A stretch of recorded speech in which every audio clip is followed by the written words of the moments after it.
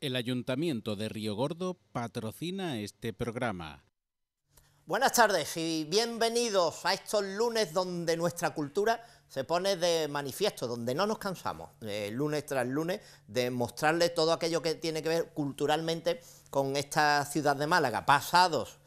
aunque después ya saben que pues tendremos la resaca de estas elecciones, que son también las más cercanas, las municipales, además de las europeas, donde nos han instado a las urnas, pero pasado ya ese tiempo de elecciones, desde aquellas andaluzas hasta las nacionales, y ya terminando con las municipales y las europeas, como decíamos, pues pasado ese momento electoral, nos situamos, nos centramos en las jornadas habituales, y la ciudad de Málaga pues también se habitúa a las jornadas habituales, donde los espacios culturales que traemos aquí todos los lunes, las circunstancias culturales y todas aquellas tradiciones que tienen que ver con Málaga, se ponen de manifiesto con la tranquilidad y la relevancia que merece a lo largo de los meses. Los meses en Málaga tienen o dan para mucho. Si la semana pasada hablábamos de escultura, en este caso la del genial Pedro de Mena, en este caso también les vamos a llevar de la mano de otra exposición también de escultura, en este caso en ámbito cultural, pues les vamos a incidir en la obra y en el quehacer imaginero y escultórico principalmente de Juan Vega en el día de hoy. Pero antes de adentrarnos en su obra, en la exposición que presentó unos días atrás, unas semanas atrás, y en el devenir de todo este año que tiene a través del barro, de la policromía, de la talla en madera, del bronce, vamos a adentrarnos en uno de los personajes que todos los lunes llegan hasta esta orilla cultural. Así pues, sin más dilaciones, mojémonos los pies en la cultura y en el personaje del que le estamos hablando. Rosendo Rodríguez Arrabal nació en Valencia el 27 de diciembre de 1859. En enero de 1900 nos lo encontramos con el empleo de cabo de mar de puerto de primera clase en Málaga, habiendo debido ser su carrera militar hasta ese momento modélica, pues en enero de 1900 se le concede un premio a la constancia, dotado con 22 pesetas y 50 céntimos mensuales. De sobra es conocido que el 16 de diciembre de 1900 la fragata alemana de guerra Gneisenau se encontraba realizando pruebas de tiro en el mar de Alborán, y cuando regresó a Málaga le sorprendió la furia de un temporal de levante que motivó que chocara contra el espigón del puerto, lo que dio como resultado que se le abriera una brecha en el casco y le empezara a entrar de forma peligrosa el agua por la zona de la sala de máquinas. A las 11:25 de la mañana el barco se hundió. Ante esta catástrofe, los malagueños no dudaron y se lanzaron al mar al intentar salvar la furia de las aguas a los alemanes. Entre ellos, Rosendo Rodríguez, quien organizó, en la medida de lo que permitían las circunstancias, el salvamento y atención a los náufragos, dirigiéndose sobremanera en estos momentos. Por su humanitario y heroico comportamiento, así como por su brillante hoja de servicios, el 17 de septiembre de 1901 y de conformidad con lo acordado por la Junta Consultiva de la Armada en 28 de agosto anterior, se le concedió la graduación de alférez de fragata. Se le autoriza a usar la medalla de plata con la que fue agradecido por la Sociedad Española de Salvamento de Naufragios y usar la condecoración con que había sido agraciado por Su Majestad el Emperador de Alemania, que era la Cruz de Cuarta Clase de la Corona Real de Prusia. Junto a él también obtuvieron premio para usarlas por el mismo motivo Cabo de Mar de Puerto de Segunda Clase José Valle y Oblea, Medalla Real Honorífica Prusiana, y los prácticos del puerto Bernabé Guerrero Golviño y José Vizcaíno Andújar, Medalla Honorífica Prusiana. Al resto de Málaga, Alemania regaló el Puente de Santo Domingo, conocido en esta ciudad como Puente de los Alemanes. Hombre preocupado siempre por mejorar las condiciones de trabajo de la gente del mar, escribió un texto titulado Manual de Patrón de Pesca. Una vez escrito, solicitó sobre agosto o septiembre de 1917 que se declarase libro de texto en la provincia marítima de Málaga. Para entonces ya era primer contramaestre del puerto, ejerciendo su empleo en la ciudad de Málaga. El día 20 de mayo del 17, el vapor Correo, nombrado Sagunto, se hallaba atracado en el muelle Cánovas del Castillo, del puerto malagueño. Resultó que en dicho barco se declaró un incendio tremendo que hizo que se hundiera, provocando este suceso gran alarma, pues aparte del combustible para su funcionamiento, transportaba 900 bidones de gasolina. Rosendo, junto a otros individuos, acudió al rescate de cuantas personas se vieron atrapadas, logrando rescatarlas y evitando una tremenda catástrofe, y ayudando además a extinguir el incendio. Posteriormente, por orden de 31 de agosto de 1918, se le manda a continuar sus servicios a la provincia marítima de Santander, donde permanecerá hasta primeros del año siguiente, pues el 8 de febrero de 1919, después de haberlo solicitado, se le concede el retiro con el haber pasivo de 262,50 pesetas, con el destino en Málaga y el empleo de condestable del puerto, causando baja la Armada en ese mismo día. Una vez ya retirado y disfrutando de su tiempo libre por real orden del Ministerio de la Guerra de 10 de marzo de 1920, se le concede la Cruz de la Real y Militar Orden de San Hermenegildo, con la antigüedad de 7 de marzo de 1918. Y así ve pasar los días hasta que en 1937 tenía lugar su fallecimiento. Uno de esos personajes que forman parte de nuestra historia, no nacido en Málaga, pero sí adscrito a esta ciudad de Málaga, sobre todo y principalmente por su valor y su valentía en el arrojo de la ayuda de los demás, como en esas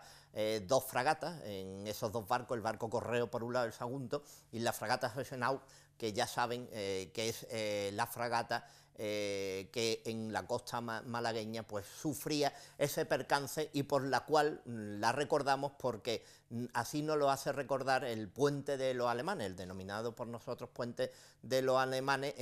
y es el regalo o la distinción que hizo el gobierno alemán al pueblo de Málaga por el arrojo y por la ayuda que en su momento ofrecieron a todos estos marineros. Pues uno de esos marineros con puerto en Málaga y con totalmente todo el valor en Málaga, no deja de ser el personaje que hemos traído a nuestro microespacio en el día de hoy. ¿Cómo traemos? Y les decíamos todo aquello que tiene que ver con la cultura y les damos siempre pues unas pequeñas pinceladas de aquello que pueden, a lo que pueden ir, donde pueden estar y sobre todo nos gusta desglosar y desgranar los espacios museísticos y principalmente las exposiciones que se llevan a cabo en los mismos espacios museísticos de Málaga. Y por eso queríamos estar hoy con una exposición y después de pasada, como decíamos, la vorágine de todas las elecciones, nos fuimos y grabamos semanas atrás una de las exposiciones que se ponían de manifiesto en esta ciudad, paralelamente a la que decíamos no solo la escultura de Pedro de Mena, sino que también otra escultura, en este caso la de Juan Vega, pues se ponía de manifiesto en el espacio que tiene cultural el Corte Inglés. Pero por eso queríamos estar hoy precisamente con don Juan Vega. Muy buenas tardes, Juan. Muy buenas tardes, Paco. Decíamos, una nueva exposición, ya hemos estado y ya has estado con nosotros en otras ocasiones para mostrar las obras diferentes que se te encargaban, tanto civiles como religiosas, pero una nueva exposición que se adentra en el retrato, en la persona, en la imagen, en los rostros y que escapa de ese concepto que a lo mejor al que se te asocia con el aspecto religioso y se adentra en una exposición con unas connotaciones civiles.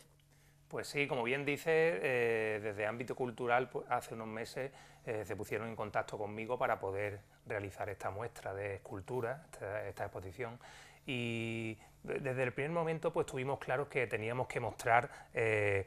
pues la parte más profana de mi obra, ¿no? Incluso también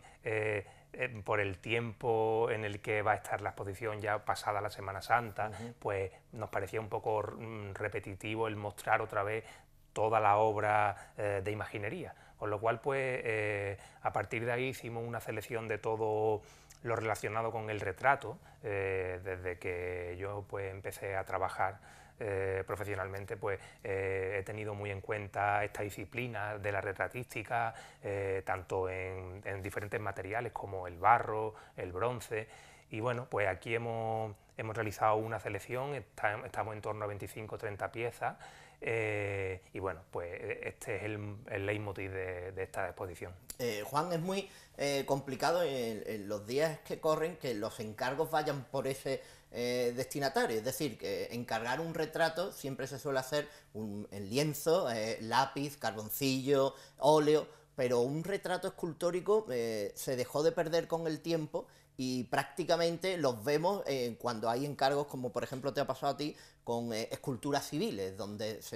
por parte del ayuntamiento, de una diputación, de una Junta de Andalucía o de un estamento, se te encarga la decoración de un elemento de la ciudad, de un entorno de la ciudad, en base a un personaje, y ese personaje principalmente se están haciendo retratos y bustos porque el coste es menor, pero en tu caso también has tenido la oportunidad de hacer esculturas de bulto redondo y personajes de tamaño natural, incluso mucho más del natural, pero el retrato como tal se ha perdido en el encargo personal, ¿no? Pues sí que es verdad que bueno, que el retrato escultórico tuvo su tiempo, tuvo su época, siempre ha estado muy relacionado, pues, sobre todo con los encargos pues, quizás de la monarquía sí, una clase social relevante, clase ¿no? social más relevante, pues quizás el retrato de personajes de la sociedad, tanto cultural, civil. Y a día de hoy pues sí que es verdad que está un poco más relegado a algún tipo de homenaje, igualmente pues de algún personaje popular, como ejemplo pues entre los que yo he podido hacer hasta ahora está el retrato que hicimos en el año 2018 al humorista Juan Rosa, el Pulga, por encargo de su compañero, él también humorista, Manolo Sarria. Pero bueno, como bien dices, pues cada vez es menor, aunque yo pues he tenido la oportunidad de hacerlo y de trabajarlo, sobre todo también en el ámbito privado. Pues sigue habiendo familias o personas que a modo particular siguen encargando este tipo de obras, pues ya sea de algún familiar, pues a lo mejor en la mayoría de los casos también de alguien que ha fallecido, a modo de homenaje,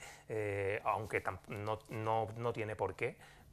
Y ahí es donde está un poco a día de hoy este tipo de encargo.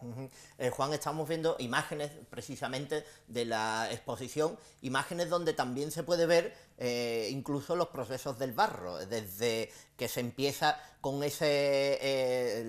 denominado pegote de barro, la denominación es así, pero es la pieza esa primera de barro, la masa de barro que va tomando forma a través de las manos, de la instrumental que se utiliza para dar y todo ese proceso creativo, ¿no? Sí,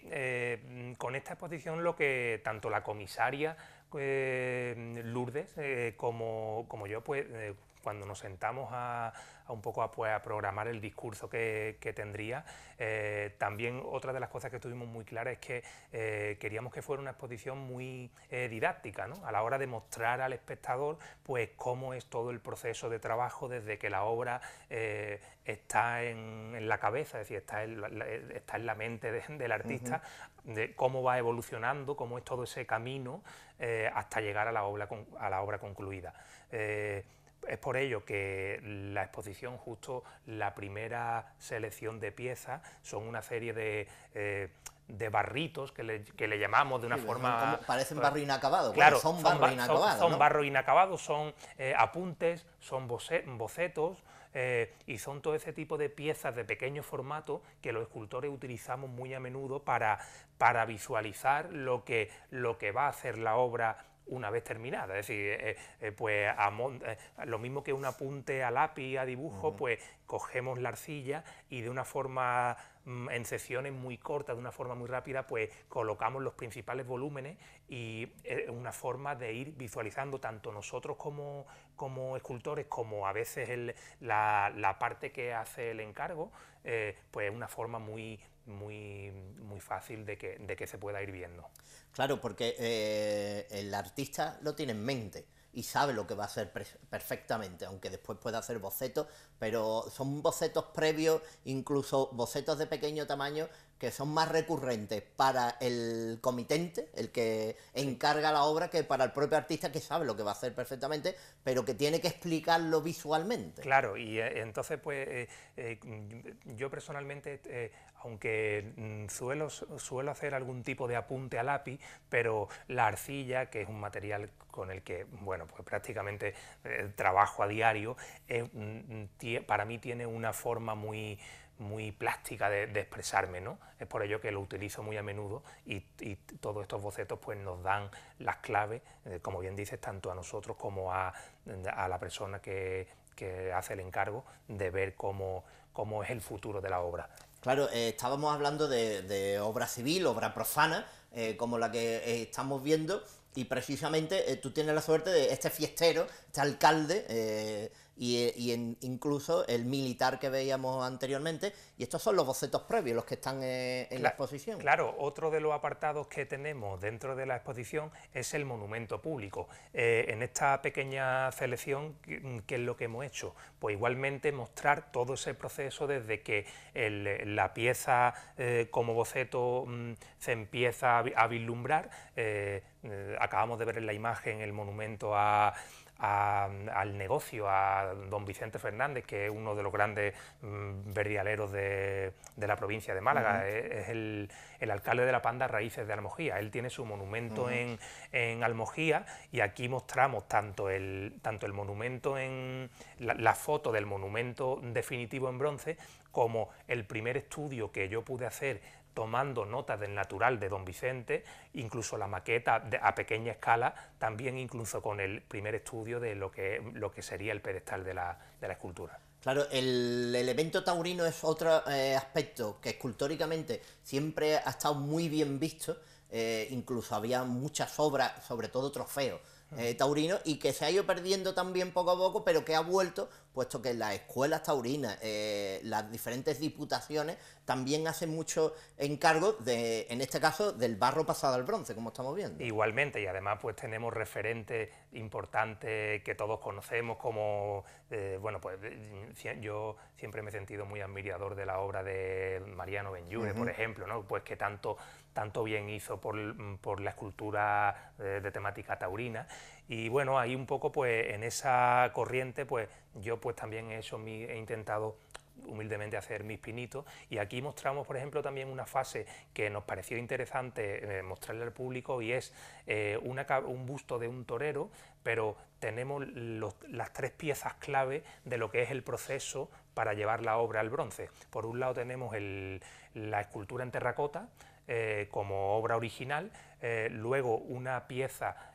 sacada en cera, porque el procedimiento de fundición es a la cera perdida, y luego mostramos la obra definitiva en bronce, con lo cual a la hora de que el espectador pueda verlo, pues ve muy fácilmente cómo es todo ese proceso de trabajo. Claro, lo interesante de esto sería también la explicación que estás ofreciendo en este momento, es decir,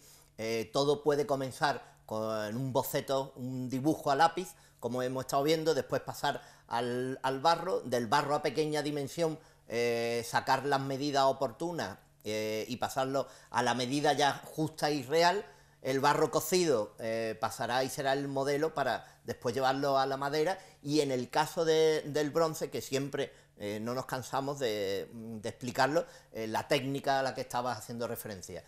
puesto que en muchas ocasiones el original se pierde, o no se recrea un barro, sino que el barro se ha perdido, y como la cera perdida hace perder el boceto en cera, sí, en muy pocas ocasiones vemos la cera, el original, y ya el resultado final. Claro, es muy complicado conservar los barros, sobre todo en grandes piezas, cuando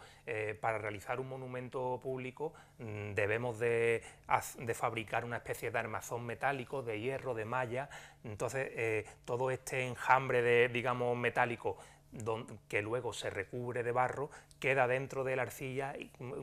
es por ello que es muy complicado ese barro luego poder cocerlo y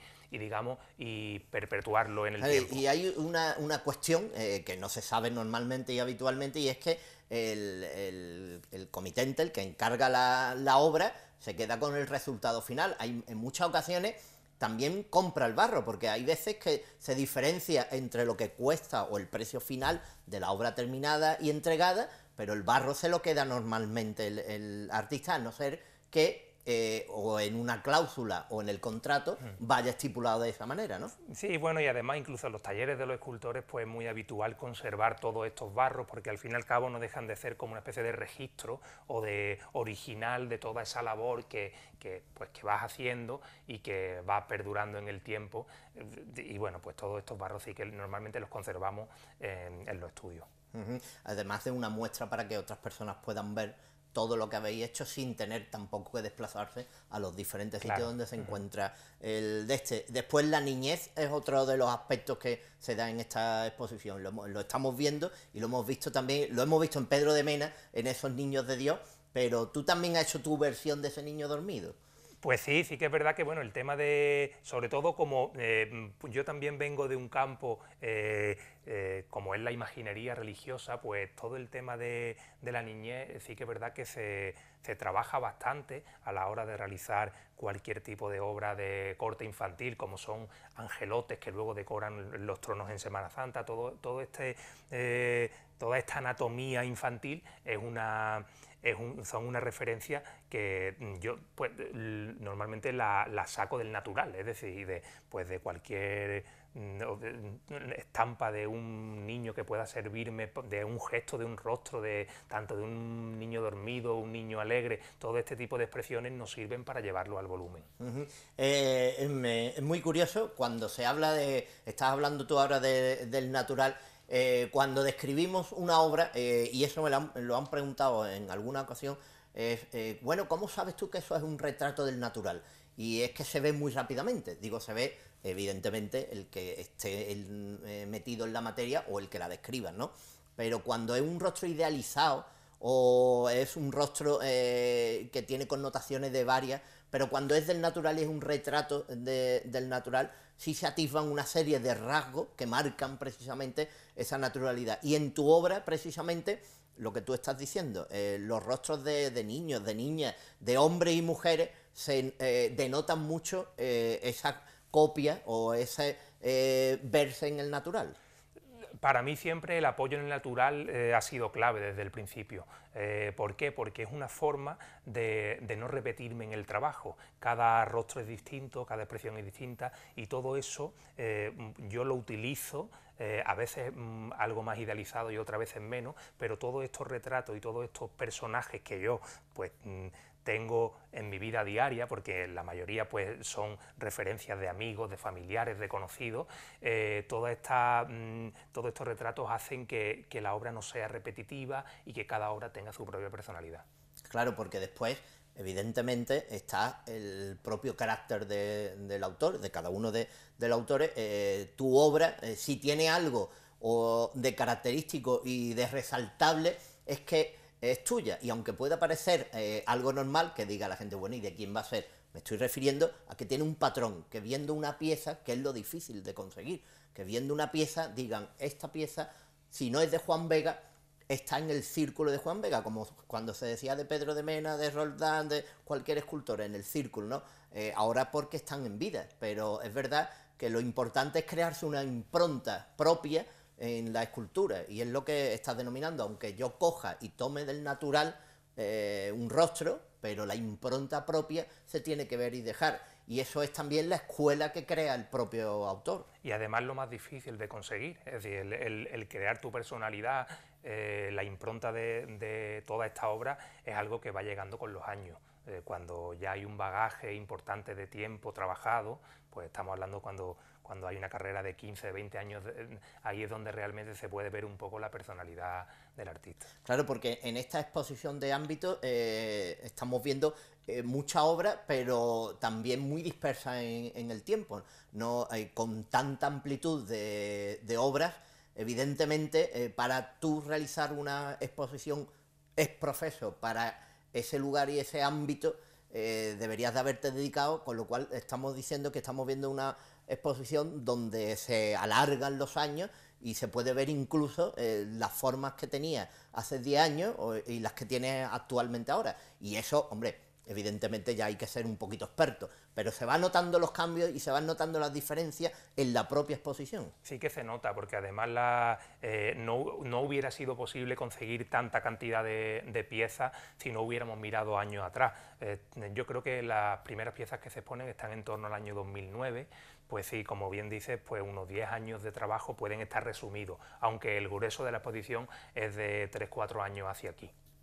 Claro, Juan, porque en tu caso has tenido la oportunidad de recrear y de montar determinadas exposiciones. Prácticamente en los 2 o 3 últimos años has tenido una exposición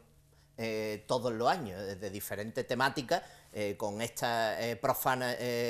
acaparas otra exposición más, pero sí es verdad que un escultor, por su trabajo, y si hay una constancia, y una constancia en los encargos, pues es muy difícil que dedique su trabajo también a ir sacando piezas para ir complementando exposiciones cuando está en la vorágine, como es tu caso, que por ejemplo en este año pues está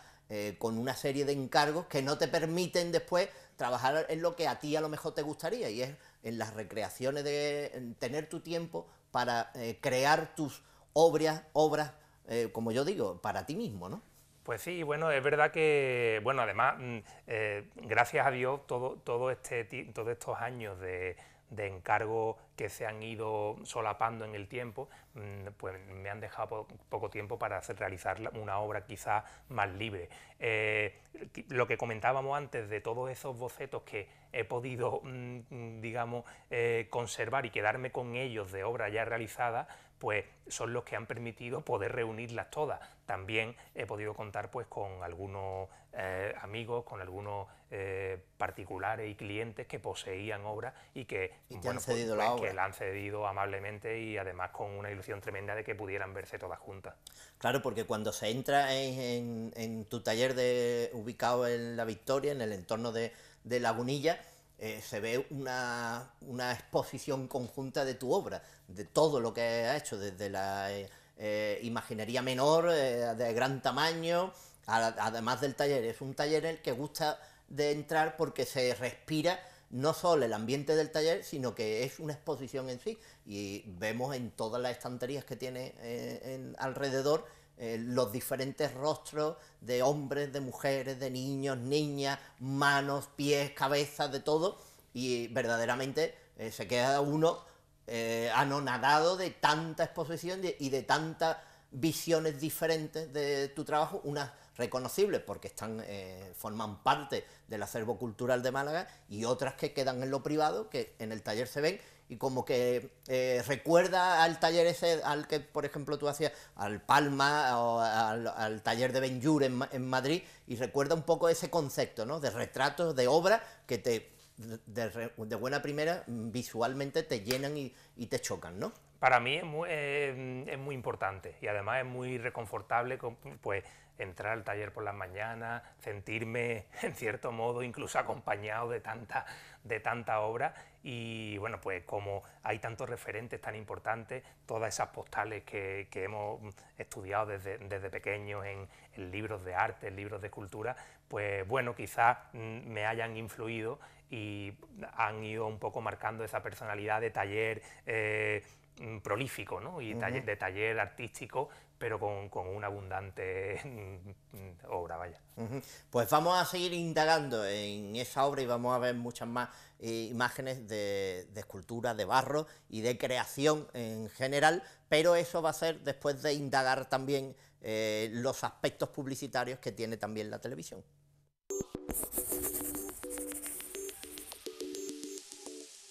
Las flamencas nos vestimos en Tejidos La Vitesse. Es la mayor exposición de tejidos de flamenca 2019. Estampados, encajes, piqués, lunares y un sinfín de novedades de la nueva colección 2019. Pasa por La Vitesse, elige el tejido, color y diseño y hazte tu propio vestido, exclusivo y diferente. Riéndote del precio. Tenemos ofertas permanentes. Calle Carlo Goldoni 4 frente a Los Palets, Polígono Guadalhorce en Málaga. La Vitesse, tu almacén de tejidos.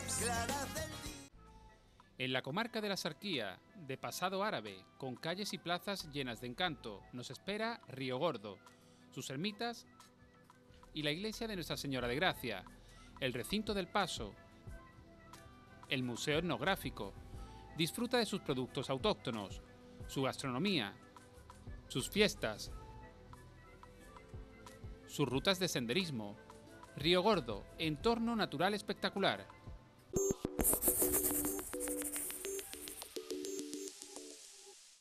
Volvemos de ese paso por Río Gordo, en este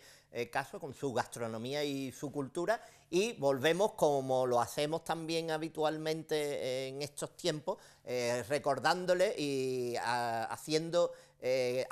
ver que nosotros tenemos un plan y que ese plan no deja de ser crear y hacer más amigos. Y si alguien nos trae a un amigo, pues tendrá tanto la persona que traiga como el traído, pues un regalo por parte de esta casa. No deja de ser nuestro plan amistad, que llamando al 1650 o entrando en esa página web y en plan amistad, pues tendrán referencia de todos aquellos regalos que pueden adquirir, de cómo se puede uno adscribir a ese plan amistad. Y ya saben, el que tiene un amigo tiene un tesoro, y en este caso el que tiene un amigo en PTV también tiene un regalo a través de ese plan amistad. Y nuestra amistad siempre se lleva a cabo por el entrañable momento en el que hablamos, divagamos, compartimos, disfrutamos y también lloramos, porque en la amistad hay que estar para todo. Pero en ese aspecto y en esas maneras está nuestro vocabulario, y nuestro vocabulario también viene todos los lunes a través de una palabra, de una frase, de una expresión. Así pues también sepamos de qué palabra les estamos hablando en el día de hoy. De todos es conocida la expresión utilizada en Málaga, así como en otros lugares, de chiripa, haciendo alusión a la suerte en alguna cuestión, principalmente alcanzar algo muy afortunadamente. Pues bien, esta palabra alude al juego del billar y la suerte en el mismo, así como a una cultura andina, o la expresión que se utiliza en la ciencia para hacer referencia a algo que ha ocurrido casualmente o de milagro, por poco. Muchas veces no nos chocamos con alguien y argumentamos esa palabra. Como estamos argumentándole todo aquello que tiene que ver con la escultura, en este caso, de la mano de Juan Vega, y a través de la exposición que podemos ver en ámbito cultural, y queríamos hablar pues de esculturas, de retratos, de barro, de modelaje, de modelado, de cómo se configura y se realiza una pieza desde su comienzo hasta el final, y todo pues pasando por ese tamiz artístico de Juan Vega, al cual saludamos nuevamente, por si aquellas personas que se acaban de incorporar pues no te hayan visto en la anterior publicidad. Don Juan Vega, buenas tardes nuevamente. Buenas tardes. Juan, hablábamos de la exposición que precisamente se está llevando a cabo en ámbito cultural, que por cierto, ¿hasta cuándo la podemos ver? ¿Hasta el 21 de junio. Hasta el 21 de junio, con lo cual tenemos para entrar en el verano con la visita de la exposición. Hemos estado viendo muchos aspectos de la exposición, hemos estado hablando de muchos aspectos del trabajo, del barro, de ese taller que tienes en el entorno de Lagunilla, y estas son imágenes y fotos precisamente que también se pueden ver en la exposición y que hablan de ese trabajo al que estábamos haciendo alusión. Sí, precisamente, bueno, estas fotos a modo de paneles pues acompañan a todos esos bocetos expuestos. Y bueno, pues creíamos que era la mejor forma de poder mostrar todo ese proceso de trabajo. Claro, nosotros que estamos hablando de la exposición en sí, pero cuando se muestra el cómo se está elaborando en algunos de los casos, o cómo se ha elaborado finalmente en otros, pues también visualizamos, eso es la cuestión, el retrato de Juan. Que estábamos haciendo alusión antes, y que se va a convertir o se quiere convertir en una obra póstuma para que la ciudadanía sepa del referente, como otros retratos civiles también y otras cuestiones que también hemos traído a este programa. Sí, bueno, aquí por ejemplo pues estamos viendo precisamente en esta foto modelando lo que será el sable de la escultura, próxima escultura que pues se colocará en la ciudad a Teodoro Reding. Y esta es la imagen perfecta que nos viene para ver visualmente lo que estábamos hablando de tu taller, esa escenografía que se crea en el taller y cómo se argumenta en el trabajo, el barro,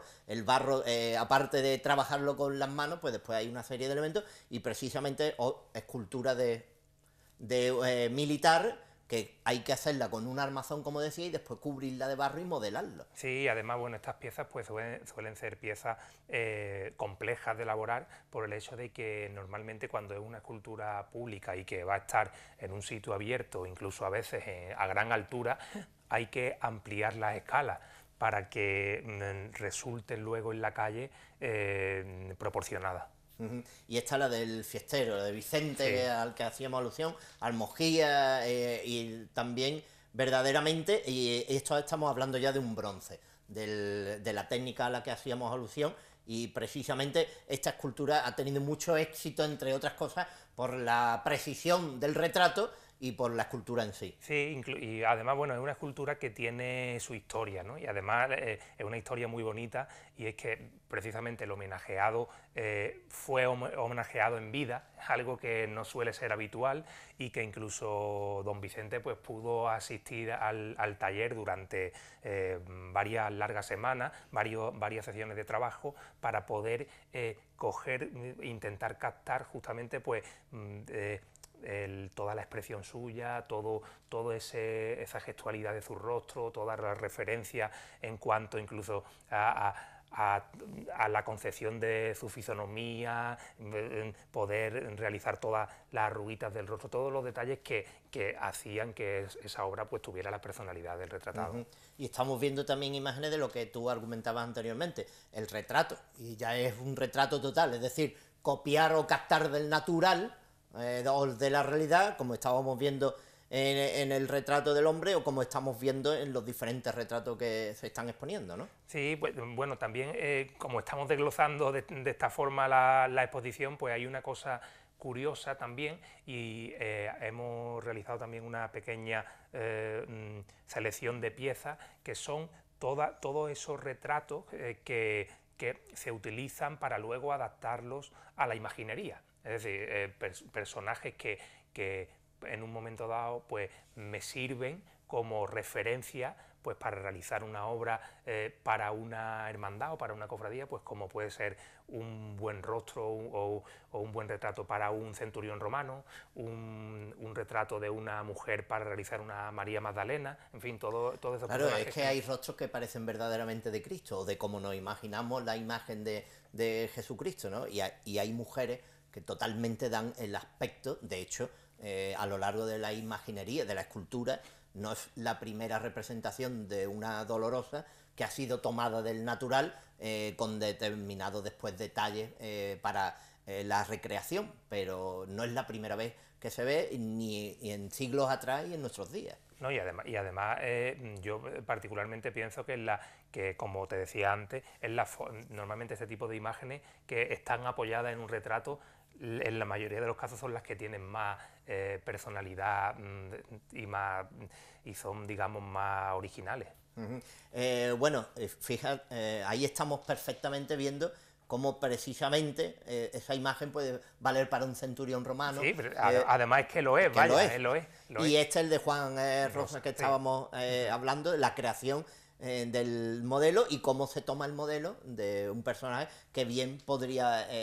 pasar por un discípulo o ser el propio Jesucristo. Totalmente, bueno, pues una fisonomía que nos recuerda perfectamente a lo que sería el rostro de Jesús, y que, bueno, pues he tenido la oportunidad de retratarlo a este chico para un futuro Cristo. En fin. Juan, siempre hemos dicho muchas veces, lo expresáis los escultores, que es mucho más complicado realizar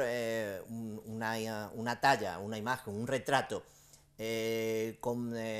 personas o con un concepto donde los rasgos no están tan a la orden del día, es decir, es más fácil realizar un retrato donde las facciones, los detalles del rostro, del cuerpo, estén muy marcados, como grietas, pequeñas imperfecciones de la piel, que una cara totalmente lisa, sin muchas facciones, con unos labios muy pequeños, muy marcados, es mucho más complicado. Por supuesto, porque te da las claves más fácilmente, incluso visualmente, cuando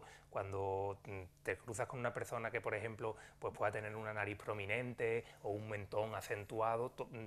rápidamente incluso te puede llamar la atención, ¿no? Te puede resultar incluso a veces un poco caricaturesco. Claro, quizás, ¿no? la caricatura vive de eso, Claro, ¿no? entonces pues por supuesto te está dando las claves mucho más fácil que lo que puede ser a lo mejor el rostro, pues digamos más dulcificado o con menos volumen, acentuado. Después, otra cuestión, hablábamos del retrato, pero después ya hay una recreación en tu obra y tiene que ver con todo lo que es la volumetría del cabello.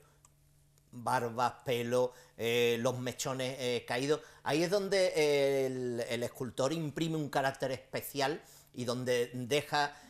su imaginación totalmente libre para crear una impronta especial, sobre todo en los rostros, porque la volumetría del cabello va a configurar después mucho el lugar, la situación o para lo que ha sido encargada la pieza. Sí, bueno, por ejemplo, el estudio y el tratamiento del cabello en escultura es algo que pues a mí siempre me ha interesado mucho y que he puesto siempre muchísimo hincapié en ir perfeccionándolo a lo largo del tiempo. Y, por ejemplo, la terracota, la arcilla, que es un material que, bueno, en esta exposición pues prácticamente es el material predominante, es un material que te permite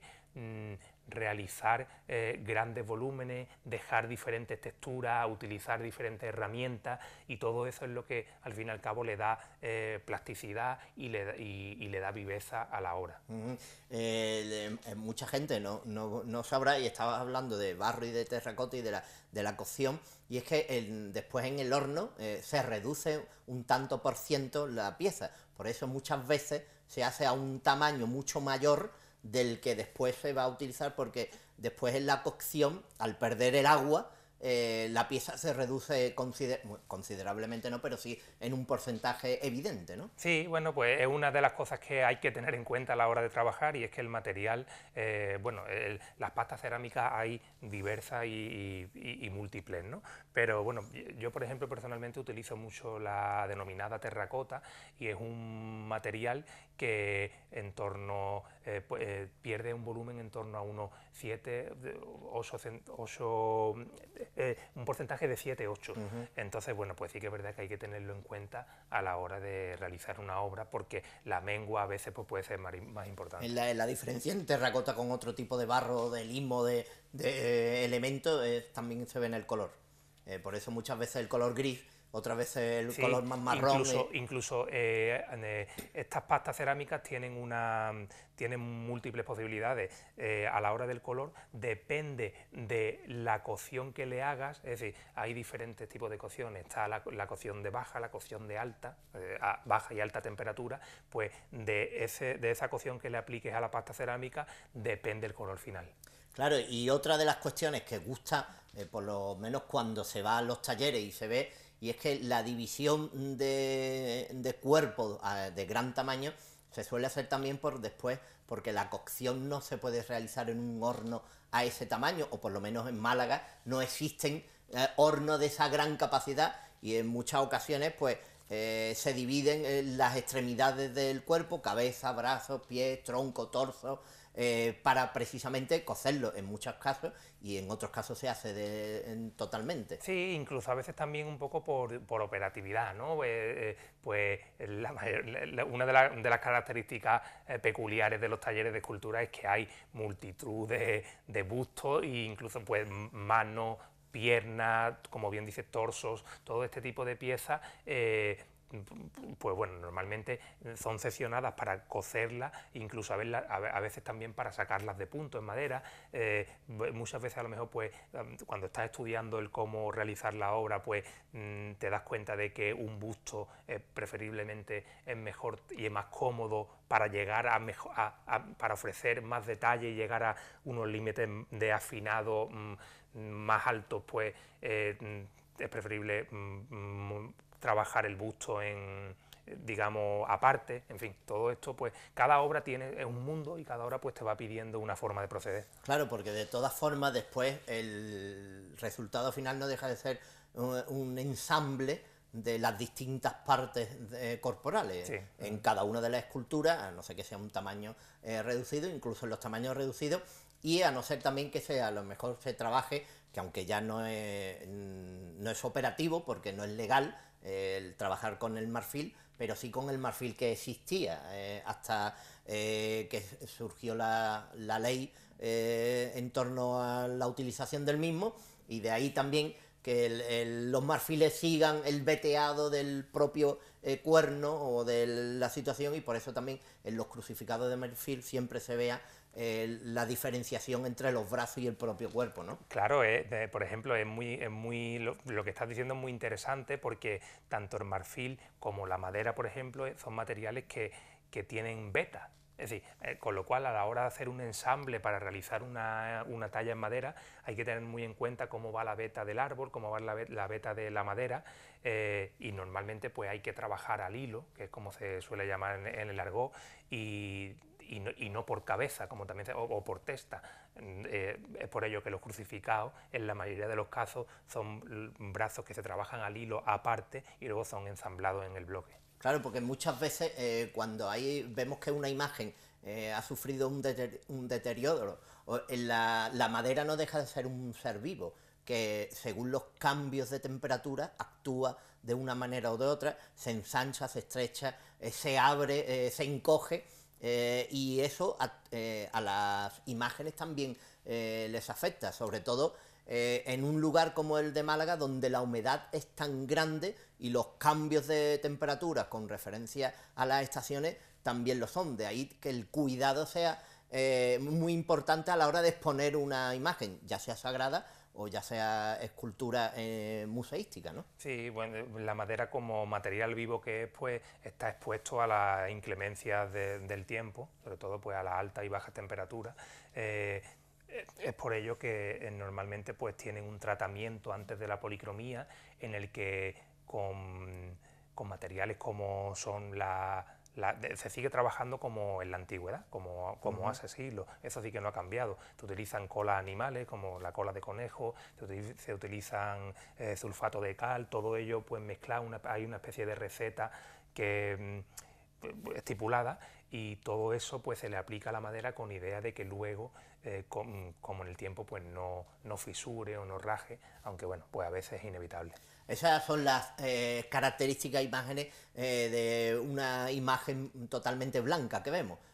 donde se le está procediendo a un lijado y un pulimentado de la propia imagen, a la que antes se le han añadido pues todas esas mezclas de la cola de conejo a las que hacía alusiones, y después se le realizan las veladuras, la policromía, los estofados en su caso, con lo cual el proceso de una imagen desde el dibujo hasta su finalización conlleva mucho. Y después otro proceso en el que ustedes también intervenís en ocasiones o sugerís, y es porque la propia imagen después, cuando va a ser la imagen de vestir, a esa imagen le pegan unas volumetrías de tela o de colores o de circunstancias que también tiene que ver mucho para mejorar o potenciar la propia imagen del escultor. Sí, por supuesto. Bueno, cuando hablamos de imágenes de vestir, pues son imágenes que no están, se suele decir mucho que no están finalizadas hasta que no están completamente vestidas. El autor, en este caso, pues normalmente ya sí que tiene concebida la obra desde el principio. Yo personalmente pues intento asesorarme de gente que controla el tema de los ropajes o de los tejidos y vestimenta, para, por supuesto, pues potenciar esa obra y que gane en corporeidad, y que gane en atrezo, y que gane en prestancia. Claro, porque otra cosa que preguntan muchísimas personas es, bueno, la imagen no está tallada completamente, es decir, tallada está tallada, lo que se dice tallada, pero hay partes que no están policromadas, partes que no están perfectamente talladas porque no se ven, o porque van a llevar, en el caso de un romano, van a llevar una coraza o una imagen de vestir, porque también anteriormente, en siglos anteriores, en el siglo pasado, incluso en el nuestro, la cuestión económica tenía que ver mucho en los encargos, y muchas veces se hacían rostros, manos y pies, y el resto se dejaba en el color azul habitual, se le podía poner cualquier color, pero se utilizaba un azul y se dejaba la imagen sin tallar completamente, porque también el costo era mucho menor. Hoy en día los escultores, cuando queréis tallar la imagen entera, la talláis sin más complicaciones, que decir, es que la he concebido así, la tallo así, o evidentemente hay otras veces que el encargo es solo la cabeza, las manos y los pies. Sí, ahí quizás pues tiene el poder la economía, ¿no? Un poco pues el encargo pues depende de la forma en que se vaya a realizar, pues tiene mucho que ver el presupuesto. Y bueno, pues Andalucía pues está llena de imágenes de vestir, quizá a lo mejor no solo por el tema económico, sino porque bueno, pues la imagen de la Virgen, por ejemplo, pues es una imagen que siempre en la mayoría de los casos pues se ha asociado a una imagen de candelero, para poder luego pues colocarle todo lo que es la vestimenta, todos esos bordados que arman la imagen y la terminan. ¿En qué está Juan Vega en estos días? ¿O qué proyectos que se puedan decir está trabajando? Bueno, pues mira, una de las piezas con las que estoy muy ilusionado ahora mismo es el monumento a Theodore Reding. Ya está modelado, ahora mismo está en su fase final de fundición en bronce. Se han fundido ya todas las piezas por partes, porque es la forma de proceder en este caso, y bueno, pues próximamente ya la pieza estará prácticamente fundida, quedará el trabajo de la pátina final, y bueno, pues ya desde el ayuntamiento han dado el visto bueno para poder ubicarla en la zona de la Malagueta. La Asociación Cultural Theodore Reding, que son los promotores del proyecto, pues están también muy ilusionados y bueno, pues esperando noticias para la próxima ubicación e inauguración. Bueno, siempre que vienes también te preguntamos por ese proyecto que hay en torno a la imagen de Gregorio, de Chiquito de la Calzada, en el que también pues en barro hiciste un boceto de lo que podría ser la imagen que se quería o se pretendía ubicar en el entorno del pasaje Chinita. Sí, bueno, ese tema pues se salió en su momento.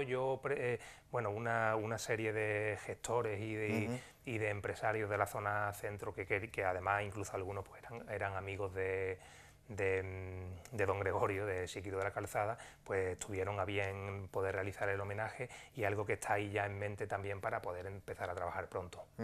Pues Juan Vega, como siempre, un placer el estar con nosotros y el poder comentar la obra a través de una exposición y a través de tu trabajo cotidiano y diario. Estaremos atentos a Teodoro y a todo lo que vaya haciendo culturalmente que se pueda exponer en este programa y a través de tu persona y de tu trabajo, y agradecerte como siempre que hayas estado hoy con nosotros aquí. Nada, agradecido a ti por invitarme. Y nosotros volveremos el próximo lunes con mucha más cultura, con muchas más tradiciones, con mucho más vocabulario, con personajes y con todo aquello que tiene que ver con esta bendita Málaga. El Ayuntamiento de Río Gordo ha patrocinado este programa.